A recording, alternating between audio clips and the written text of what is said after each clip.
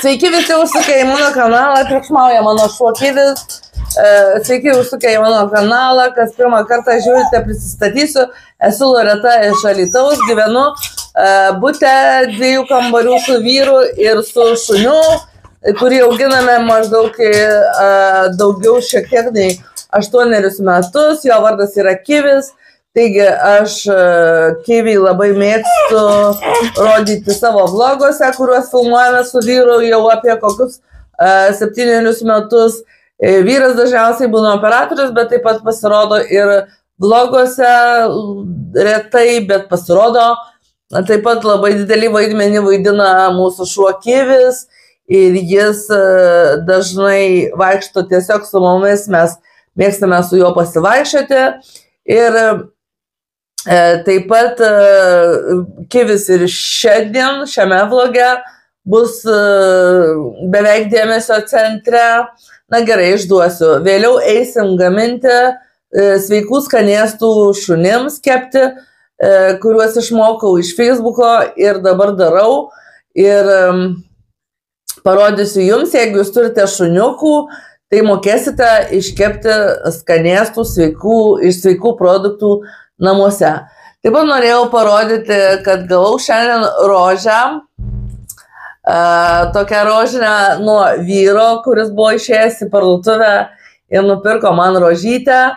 Tai galvoju dabar, tiksliau negalvoju dabar, o mes pajuokavom su vyru, kad šiandien mes atšventėm Valentino dieną vietoje 14, 10. Šiandien yra 10 diena ir mes šiaip įprastai per Valentino dieną, vasario 14, važiuojame į Druskininkus, ten užeiname į Buchara restoraną, tai yra uzbekų restoranas, ir taip pat pasivaikštam po Druskininkus. Tai mūsų tradicija ir mes jau taip darėm daugybę kartų. Taigi, dabar yra labai svarbus momentas, tiksliau nuo šios akimirkos, nes turiu 2 pranešimus. Pirmiausia, noriu padėkoti Ilonai Radžiukynaitei už logotipą, kurį uždėjau šiandien nufilmavus intro. Uždėjau ant intro ir man labai patinka tas logotipas dėl to, kad ant jo yra Kiviko nuotrauka, o aš Kiviką labai myliu. Taip pat dar labai svarbus pranešimas, noriu perduoti linkėjimus nuo savęs, vyro beje vardas Edmundas, gal nesakiau, ir Kiviko, ir taip pat nuo Karolio iš Vilniaus perduodam linkėjimus Viktorijai Kozlovai. Sveika Viktorija, ačiū, kad žiūri mūsų vlogus ir dabar matau, kad nelabai yra laiko kažką daryti, reikia eiti kepti Kivikui skanėstų. Žiūrėkit į Kivį, jau nespėjot. Jisai dabar mane visą laiką persekios, nes jisai žino, ką aš darysiu, nes aš darysiu jam skanėstus. Ką norėjau parodyti, pirmiausia, kas tai yra. Tai yra viščiukų kepenėlės, 400 gramų. Juos reikia stipriai susmulkinti. Galite naudoti blenderį, kaip jūs vadinat, aš nežinau kaip, smulkintuvą. Bet aš naudoju koktylinę, nes aš neturiu smulkintuvo. Čia yra 400 gramų. Ten taip pat Facebook'e būtent buvo 400 gramų. Taip pat reikalingas vienas žalias kiaušinis, kad įmušti nes darysim kaip ir kepsnį iš kepenėlių. Tada stipriai uždarau ir išplaku.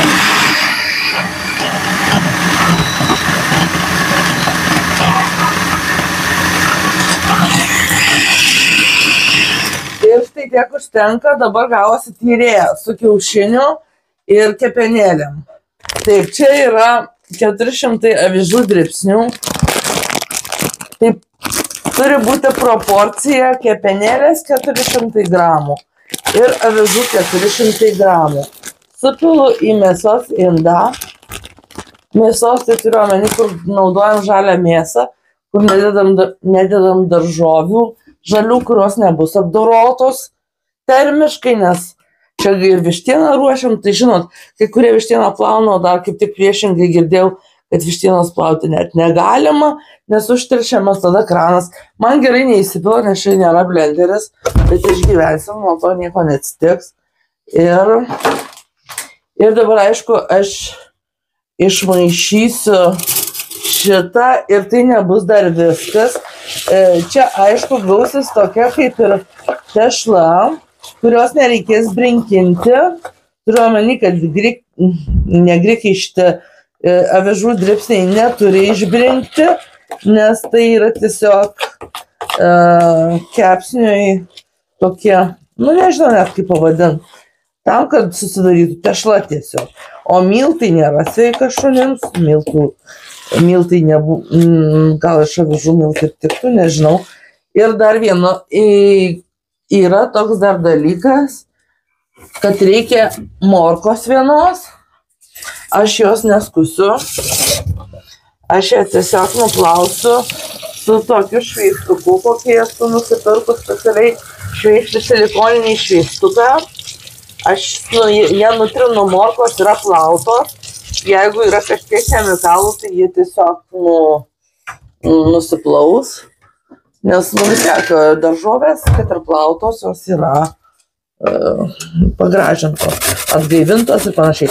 Ir per barštinę tarką sutarkuoju morką į šitą netyrę košę, geriau gal tiksliau. Čia aš biškai prisitaškysiu, bet aš paskui susitvarkysiu. Ir morka kam reikalinga, bet aš įsidėmėjau, nes man buvo keista, kad morka yra tiesiog sveika šuniui ir ją tarkuoja būtent dėl masės. Tam, kad būtų daugiau skanėstų. Taip pat morkas sutarkuotas per barštinę tarką išmaišom į tą pačią košę avižų su kepenėlėm ir vienu kiaušiniu. Sakau, receptas labai paprastas, niekur užsirašyti nereikia, viską galima atsiminti. Tada tą pačią visą masę supilam ant kepimo popieriaus į skardą skirtą dėti orkaitę. Tiesiog visą. Nes čia nebijokit, taip nebus. Čia dėsiu plauti ir tiesiog išploti, o kiaušinis šiek tiek sulipdys, o išploti reikia gana plonai, nes kepsim. Pats kepimas vyks 15 minučių, bet kadangi visą laiką rašo, na nežinau, galbūt aš labai blogai darau, nežinau, nes visą laiką rašo, kad įkaitintą orkaitę dėti. O aš visada dedu į šaltą, tik tai kepu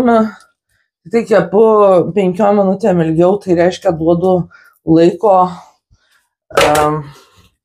laiko iškaist pačiai orkaitę. Tai dabar įdedu į orkaitę. Štai įdėjau. Atsuku didžiausią šilumą ir kad kaitintų iš apačios ir iš viršaus.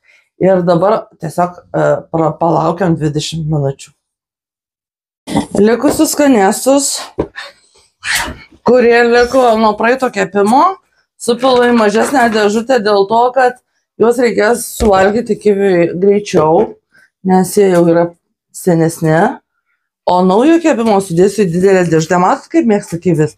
Palkit, jūs gal nematėt. Dabar žiūrėkit. Kiviukai apsisuk, apsisuk, apsisuk, apsisuk. Ai, geras.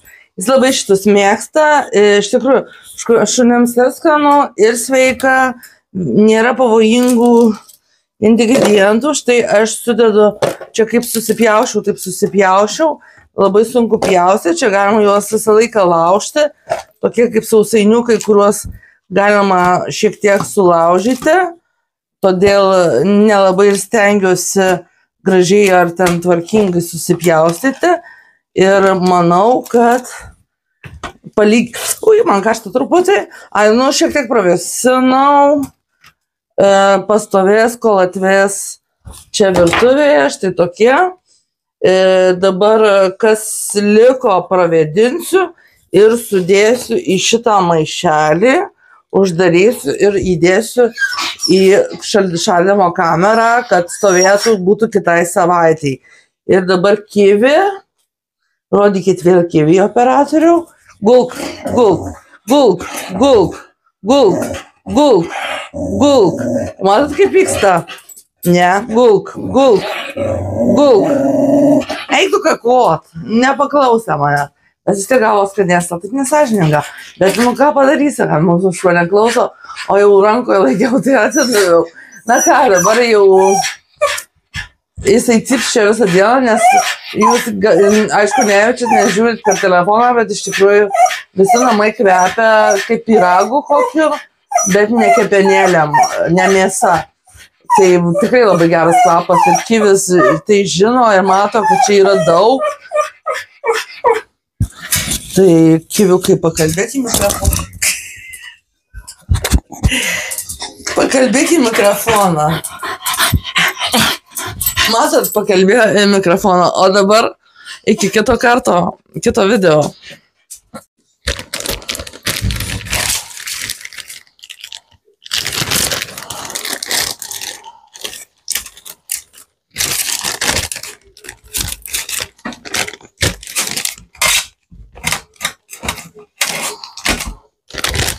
Taigi, kaip ir sakiau, sudedu likusius skanėstus, aš vis dar noriu sakyti smarvytės. Mes skanėstus kivę vadinam smarvytėmis ir kas anksčiau žiūrėjo vlogų, žino kodėl. Tikri skanėstai smirda ir iš tikrųjų dėl to vadinam smarvytėm, o šitie kvepia, tai čia skanėstai. Taigi, popierių išmetam ir štai supakavau į tokį maišelį, dedu į šaldymo kamerą. Šičia yra mažyčiai, nusišneku, mažyčiai dėžutėj senieji skanėstai. Dar duosiu kiviui, nes jausiai man. Va. Ir nauji yra dideliai dėžiai, nors žiauriai per didelė. Štai. Ir kągi, uždarom, sutvarkom ir turim. Taigi, dar norėjau parodyti savo, nepasakyčiau, kad hobį, bet pomėgį. Aš tapau kaip ir mėgstanti daug visokių lempų. Tai dažniausiai lempos, kurios yra jutiklinės, tai aš jas turiu tualete. Aišku, nerodysiu tualete. Taip pat turiu miegamajame, jeigu užsimanai naktį ar valgyti, ar į tualetą, ar atsigert. Tai išlipu iš lovos iš karto užsidega ir prie išėjimo iš durų taip pat užsidega ir grįžus vėl per įėjimą, jau kai grįžti iš virtuvės, vėl užsidega ir tada nesidaužau į lovos kraštus, nes būdavo anksčiau, kad pastoviai daužydavausi į lovos kraštą, kuris yra gana aštrus, ne kažkoks užbukintas ar minkštas, kaip būna kai kurios lovos, o tiesiog aštrus ir aš turėdavau mėlynės ant kojų. Tai va, ir dar dabar norėjau parodyti tokią labai fainą lempą, kurią įsigijau paskutiniu metu. Tai jinai skiriasi nuo paprastų lempų jutiklinių tuo, kad jos nereikia pakrauti. Jinai čia turi bateriją, kuri pasikrauna nuo dienos šviesos arba nuo lempos šviesos. Ir jinai pagal jutiklį, dabar aišku aš jos neįjungiau, jinai, kaip pamato žmogų, kaip čia pasakyti pamato, jinai dabar yra įsikrovus, todėl negaliu parodyti. Tai jinai, būtent šita lempute, ne lempute, o čia yra jutiklis nuo judesio, jeigu pamato judantį objektą, jinai įsijungia ir nušvinta. Dabar jinai yra nepasikrovus, todėl aš, kad ir jungiu, vis tiek neįsijungia, dėl to, kad jinai šviečia taip pat ir dienos metu. Tai tiek, kiek pasikrauna dieną, tai man jinai įsikrovė, tiesiog jos nereikia įjungti. Tai va, tai jinai faina tuo, kad nereikia krauti, o visas kitas lempas aš kraunu, bet, pavyzdžiui, yra 2 rūšių mano lempos, tokios pailgos ir apvalios, kad jos įsijungia net ir dienos šviesoje, o tos senesnės, kurios kraunasi senesniu telefono krovikliu, jos yra geresnės, man jos labiau patinka dėl to, kad pavyzdžiui, aš jas turiu tualete ir jeigu įsijungia elektrą, jos neužsidega net jutiklinės. Tai yra dienošviesa, jeigu joms šviesu, jos nuo judesio vis tiek neįsijungs. Tai reiškia, kad aš sutaupau energiją ir jos veikia ilgiau. Nes tos naujesnio modelio, tai pailgos tokios, gal čia pažiūrėti. Tokia, bet jinai dabar nešviečia, nes taip pat įsikrovas mane tiesiog reikia pakrauti. Tai jinai yra man nelabiau patinka dėl to, kad jinai nuo bet kokio judesio net ir dienos šviesoje užsidega ir taip greičiau įsikrauna. Tai aš neturiu kantrybės taip dažnai krauti, nes kitas dalykas dar ir šuo kartais praeidamas uždega ją. Nu, jis ne kartais praeina, jis labai dažnai praeina. Nes šuo mūsų, kaip žinot, miega su mum miegamajam, kartais lovai, kartais prie lovos, tai jeigu prie lovos jis vėl sujuda ir vėl uždega tą lempą. Bet miegamajam man būtinos lempos dėl to, kad aš nemėgstu eiti visiškai aklinoj tamsoj ir juolab, kai grįžti iš apšviestos patalpos, jau tada miegamajam nieko nematau ir tada man būna labai negerai, nes aš jaučiuosi kaip akla, nes tada visur trankausi, aš turiu lėtai eiti ir bijau, kad ant šuns uodegos neužlipčiau. Tiesiog, kai Kivis buvo mažas, laiptinėje užlipau jam ant uodegos. Jis ciptelėjo, bet nieko neatsitiko. Tai va, tai norėjau pasakyti, kad man patinka, kai yra jutiklinės lempos. O dabar, jeigu patiko mano vlogas, spauskite patikti. Taip pat galite prenumeruoti mano kanalą ir galite paremti Contribui platformoje ir taip pat užeiti į Facebooko grupę Vlogerė Loreta Mažonė. Ate!